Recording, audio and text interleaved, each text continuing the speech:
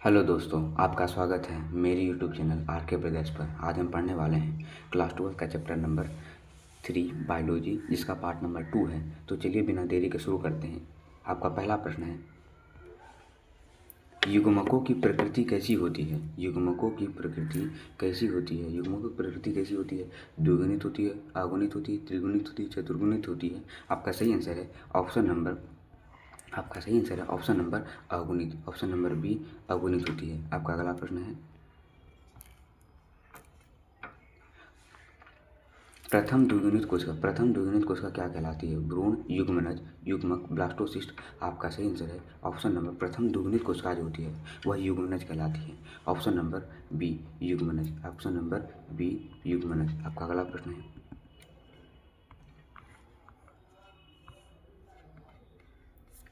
युग्मनज से भ्रूण बनने की प्रक्रिया क्या कहलाती है? युग्मनज से भ्रूण बनने की प्रक्रिया क्या कहलाती है? प्रसव, अंतःरोपण, सगर्भता, भ्रूणोद्भव। आपका सही आंसर है ऑप्शन नंबर डी भ्रूणोद्भव। ऑप्शन नंबर डी भ्रूणोद्भव। आपका अगला प्रश्न है, गर्भाशय की किस स्तर में ब्लास्टोसिस्ट स्थापित होता है? गर्भाशय के किस स्तर में ब्लास्टोसिस्ट का स्थापित होता है? मध्य स्तर में, बाह्य स्तर में, अंतः स्तर में, एम्पुला में। आपका सही आंसर है ऑप्शन नंबर 4 का ऑप्शन नंबर सी अंतः स्तर में। अंतः स्तर में गर्भाशय की परत में जो होती है अंतः स्तर में ब्लास्टुला का स्थापित होते हैं। आपका अगला प्रश्न है, विदलन के फलस्वरूप बनने वाली आरंभिक संरचनाओं का सही क्रम क्या है? Blastocyst, morula, gastrula, gastrula. आपका सही आंसर है ऑप्शन नंबर है आपका 5 का बी। Option number B. आपका अगला प्रश्न है, ब्लास्टुला का गर्भाशय की अंतः स्तर में स्थापित होने की क्रिया क्या कहलाती है? ब्लास्टुला का गर्भाशय की अंतः स्तर में स्थापित जब होता है वह क्रिया क्या कहलाती है? प्रसव, सगर्भता, गर्भावधि, अंतःरोपण। आपका सही आंसर है ऑप्शन नंबर 6 का ऑप्शन नंबर डी अंतःरोपण कहलाता है। अंतःरोपण। आपका अगला प्रश्न है,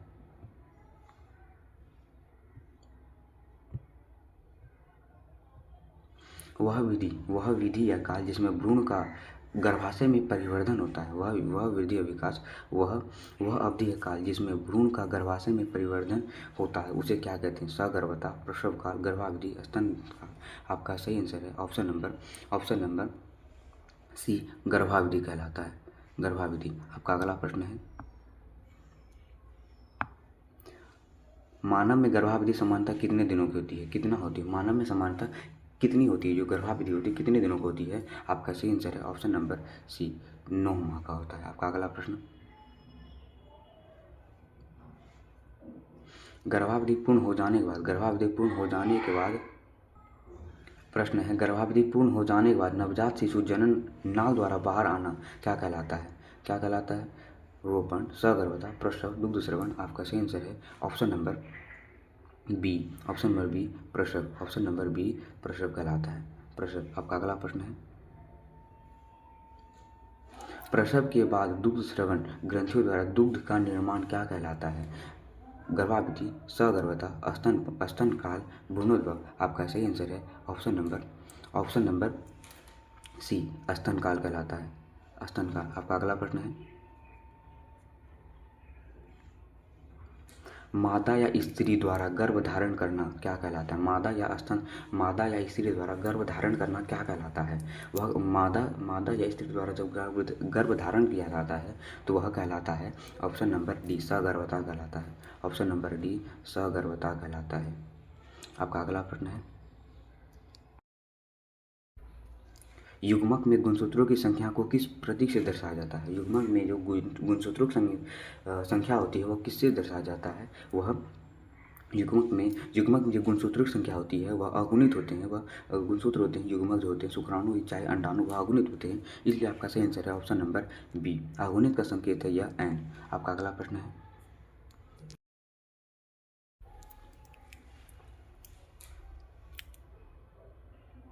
युग्मनज में गुणसूत्रों की संख्या को किस प्रतीक से दर्शाया जाता है? युग्मनज में गुणसूत्रों की संख्या को किस प्रतीक से दर्शाया जाता है? तो युग्मनज में जो गुणसूत्र संख्या होती है उसे 2n द्वारा दर्शाया जाता है, 2n द्वारा। Option number B, option number B है आपका, ऑप्शन नंबर बी। आपका अगला प्रश्न है, भ्रूणोद्भव की प्रक्रिया किससे बनने के बाद, भ्रूणोद्भव की जो प्रक्रिया है, भ्रूणोद्भव की प्रक्रिया किससे बनने के बाद शुरू होती है? युग्मक, भ्रूण, युग्मनज, नवजात शिशु। आपका सही आंसर है ऑप्शन नंबर सी, युग्मनज। ऑप्शन नंबर सी है युग्मनज, युग्मनज। आपका अगला प्रश्न है,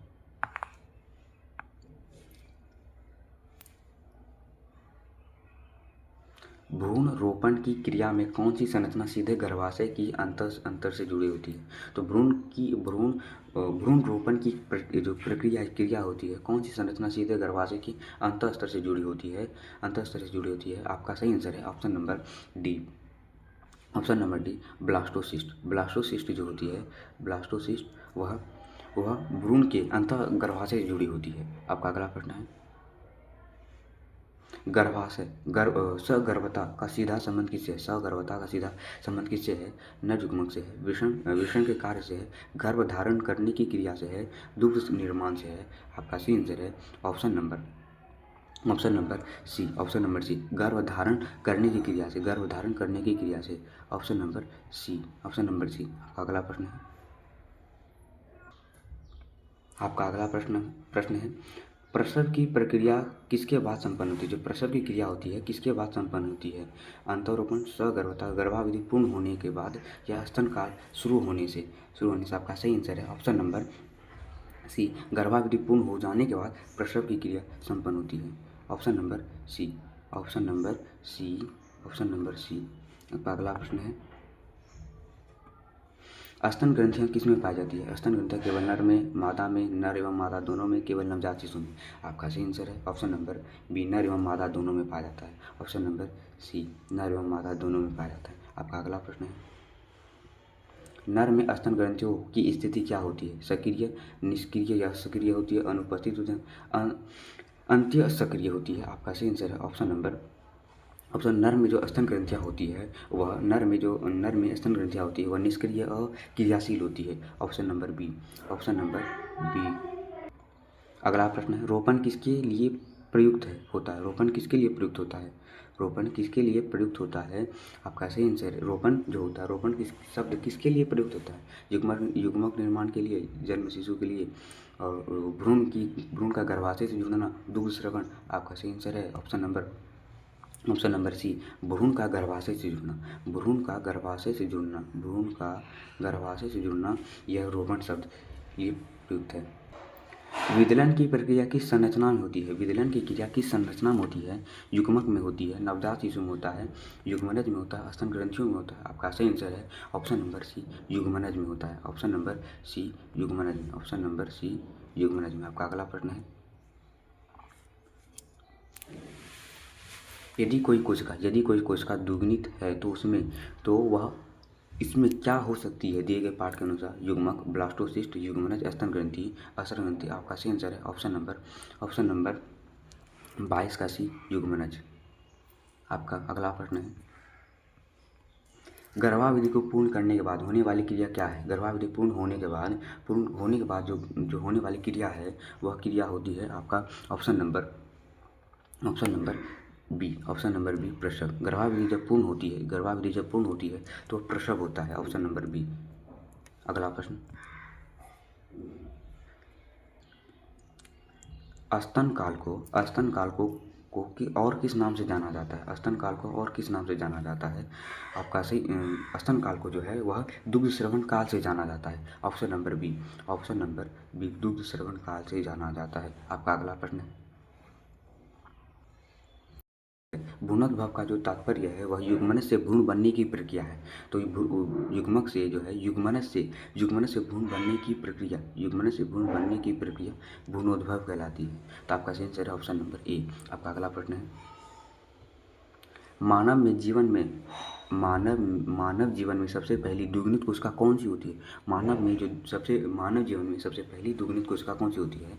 आपका सही आंसर है option number C, option number C युग्मनज। युग्मनज जो है मानव की सबसे पहली द्विगुणित कोशिका है। गर्भाशय में भ्रूण परिवर्तन के लिए आवश्यक काल को क्या कहा जाता है? जो गर्भाशय में भ्रूण के परिवर्तन के लिए आवश्यक काल को क्या कहा जाता है? आपका सही आंसर है सही ऑप्शन है ऑप्शन नंबर सी गर्भावधि। ऑप्शन नंबर बी गर्भावधि। आपका अगला प्रश्न है, ब्लास्टुला बनने के बाद अगला मुख्य चरण क्या होता है? ब्लास्टुला बनने के बाद अगला मुख्य चरण क्या होता है? वह अगला मुख्य चरण होता है ऑप्शन नंबर ए युग्मनज का निर्माण। ब्लास्टुला बनने के बाद अगला मुख्य चरण क्या है? युग्मनज का निर्माण, विदलन, अंतःरोपण, प्रसव। आपका सही आंसर है ऑप्शन नंबर सी अंतःरोपण। सही आंसर ऑप्शन नंबर सी अंतःरोपण। जो ब्लास्टुला बढ़ने के बाद अगला मुख्य चरण जो होता है वह अंतःरोपण होता है। आपका अगला प्रश्न है, भ्रूण का गर्भाशय में होना किस स्थिति को दर्शाता है? भ्रूण का गर्भाशय में जो होता है वह सगर्भता को दर्शाता है, इसलिए सही आंसर है ऑप्शन नंबर बी सगर्भता। अगला प्रश्न है, प्रसव के समय नवजात शिशु किस मार्ग से बाहर निकलता है? तो प्रसव के दौरान जो नवजात शिशु होता है वह जनननाल के द्वारा बाहर निकलता है। ऑप्शन नंबर सी आपका सही आंसर है ऑप्शन नंबर सी जनननाल के द्वारा। आपका अगला प्रश्न है, वह अवधि जिसके दौरान दुग्ध ग्रंथियों द्वारा दुग्ध का निर्माण होता है क्या कहलाता है? वह अवधि जिसके दौरान दुग्ध ग्रंथियों द्वारा दुग्ध का निर्माण होता है वह क्या कहलाता है? आपका सही जब दुग्ध ग्रंथियों द्वारा दुग्ध निर्माण होता है वह काल जो है वह स्तनपान कहलाता है, स्तन काल द्वारा कहलाता है, स्तन काल। ऑप्शन नंबर सी ऑप्शन सही आंसर है ऑप्शन नंबर सी। अगला प्रश्न, भ्रूण का गर्भाशय में विकास कौन सी अवधि दर्शाता है? स्तन काल, प्रसव काल, गर्भावधि, रोपण अवधि। आपका सही आंसर है ऑप्शन नंबर सी गर्भावधि को दर्शाता है। ऑप्शन नंबर सी गर्भावधि। आपका अगला प्रश्न है, सगर्भता का दूसरा नाम क्या है? Lactation, parturition, pregnancy, implantation. आपका सही आंसर है ऑप्शन नंबर सी प्रेगनेंसी। आपका सही आंसर है ऑप्शन नंबर सी प्रेगनेंसी। सगर्भता का अर्थ होता है, दूसरा नाम होता है प्रेगनेंसी। आपका अगला प्रश्न है,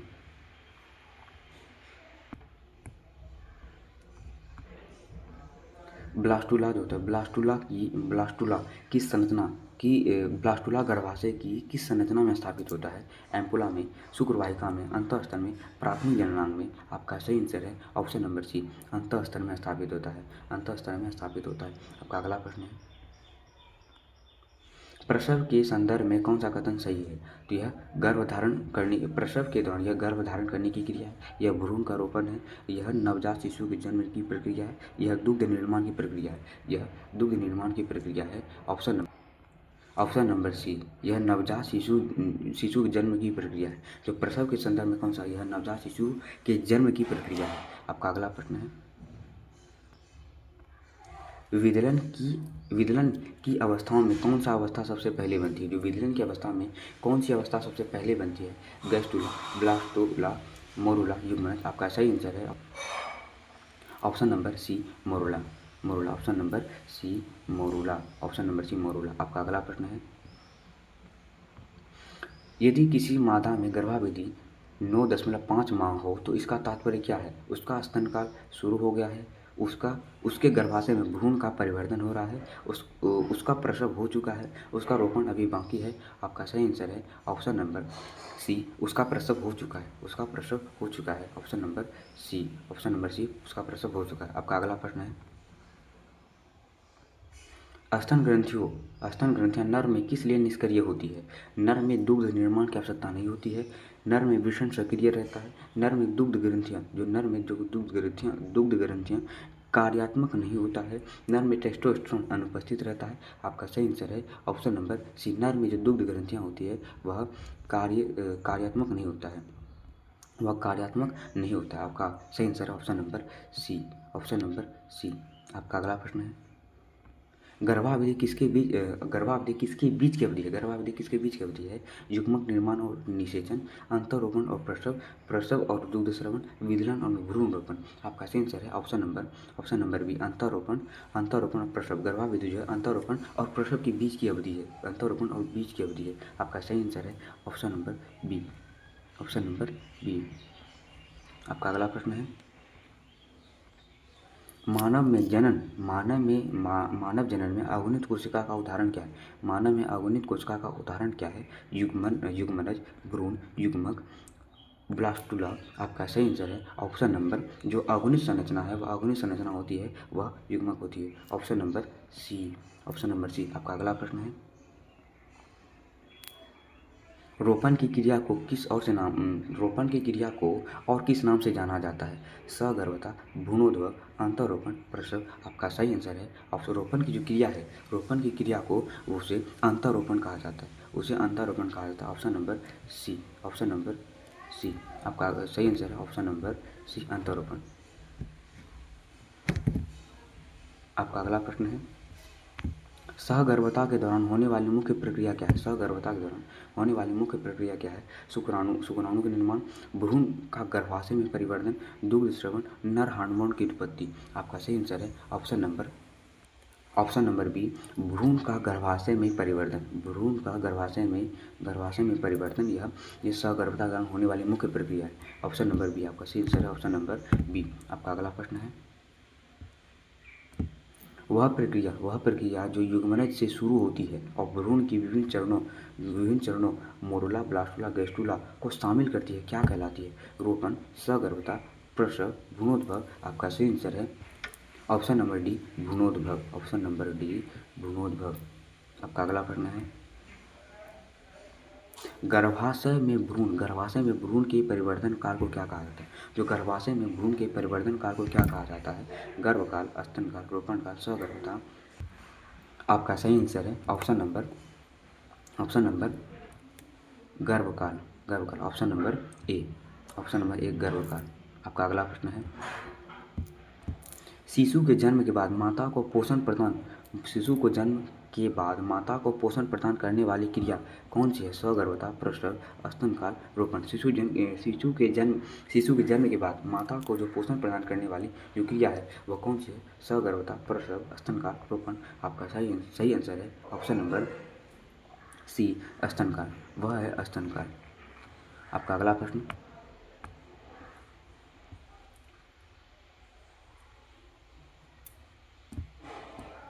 रोपण के सफल होने के बाद की स्थिति क्या कहलाती है? प्रसव, सगर्भता, स्तनकाल, युग्मक निर्माण। आपका सही आंसर है जो 46 का ऑप्शन नंबर बी, सगर्भता कहलाती है, सहगर्भता। आपका अगला प्रश्न है, मानव में प्रसव के दौरान नवजात शिशु बाहर आने के लिए किस मार्ग का उपयोग करता है? गर्भाशय, वृषणकोश, जनननाल, एम्पुला। आपका सही आंसर है ऑप्शन नंबर सी, जनन नाल के द्वारा वो बाहर आता है। तो नवजात शिशु जो होता है वह जनन नाल के द्वारा जनन नाल के द्वारा बाहर आता है। आपका सही आंसर है सी। आपका अगला प्रश्न है, विदलन के परिणाम स्वरूप बनने वाली संरचनाओं में कौन सी संरचना गर्भाशय में स्थापित होती है? युग्मनज, मोरुला, गैस्टुला, ब्लास्टुला। आपका सही आंसर है ऑप्शन नंबर डी, ब्लास्टुला। आपका अगला प्रश्न है, दुग्ध स्रवण के लिए आवश्यक ग्रंथि कौन सी है? पूर्वस्थ ग्रंथि, कॉपर ग्रंथि, स्तन ग्रंथि, वृषण। आपका सही आंसर है ऑप्शन नंबर सी, स्तन ग्रंथि। जो दुग्ध स्रवण के लिए आवश्यक ग्रंथि है वह स्तन ग्रंथि होती है, जो नर तथा मादा दोनों पाई जाती है, परंतु वह नर में निष्क्रिय होती है और मादा में सक्रिय होती है। आपका अगला प्रश्न है,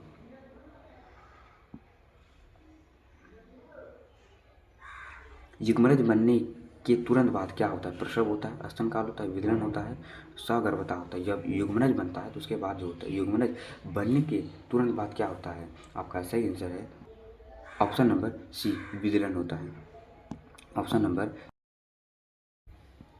नंबर सी, विदलन होता है। यह आपका लघु उत्तरीय प्रश्न 10 है जो बहुत ही महत्वपूर्ण है, इसे आप प्रैक्टिस कर सकते हैं, देख सकते हैं। पहला प्रश्न है, युग्मनज को प्रथम द्विगुणित कोशिका, युग्मनज को प्रथम द्विगुणित कोशिका क्यों कहा जाता है या कहा गया है? भ्रूणोद्भव की प्रक्रिया को संक्षेप में समझाएं। आपका दूसरा प्रश्न है, विदलन से आप क्या समझते हैं? इस प्रक्रिया के दौरान बनने वाले 3 प्रारंभिक संरचनाओं मोरूला, ब्लास्टुला, गैस्टुला का उल्लेख क्रम से कीजिए। आपका तीसरा प्रश्न है, अंतःरोपण को परिभाषित कीजिए और यह भ्रूण की किस अवस्था और गर्भाशय की किस परत में संपन्न होता है? यह तीसरा प्रश्न है। आपका अगला प्रश्न है, गर्भावधि क्या है? यह अवधि मानव के लिए सामान्यतः कितनी होती है? गर्भावधि सामान्यतः कितनी होती है, यह बताना है। आपका अगला प्रश्न है,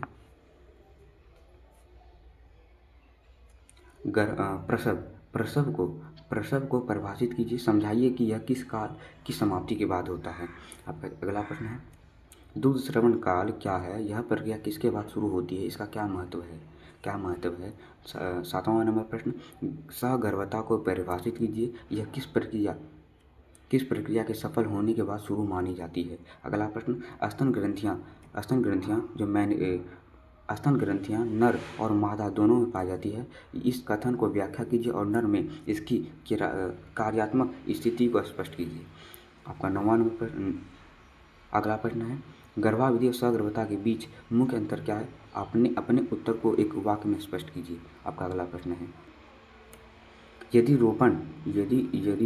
रोपण गर्भाशय की अंत स्तर में ना हो तो इसके क्या संभावित परिणाम हो सकते हैं? आपका दीर्घ उत्तरीय प्रश्न स्टार्ट होता है जो 15 है, जो कि 11 से लेकर के 15 तक स्टार्ट है। आपका अगला प्रश्न है, भ्रूणोद्भव की प्रक्रिया को विस्तार से समझाइए। युग्मनज किस प्रकार की विदलन के चरणों से गुजरता हुआ ब्लास्टुला में परिवर्तित होता है? 12वां नंबर प्रश्न है, अंतःरोपण या रोपण की परिभाषा दीजिए। यह रोपण जो थी यह भ्रूण विकास के लिए किस चरण में महत्वपूर्ण मील का पत्थर है और आगे किस प्रक्रिया अवधि को जन्म देता है? आपका अगला प्रश्न है, मानव जनन की प्रक्रिया में 3 प्रमुख अंतर्निहित चरणों का वर्णन कीजिए जो युग्मनज के निर्माण के बाद से लेकर नवजात शिशु के जन्म तक युग्मनज भ्रूण सहगर्भता प्रसव को शामिल करते हुए। आपका अगला प्रश्न, गर्भावधि को परिभाषित कीजिए। गर्भाशय में भ्रूण का परिवर्धन होने की प्रक्रिया जीव के लिए क्यों महत्वपूर्ण है?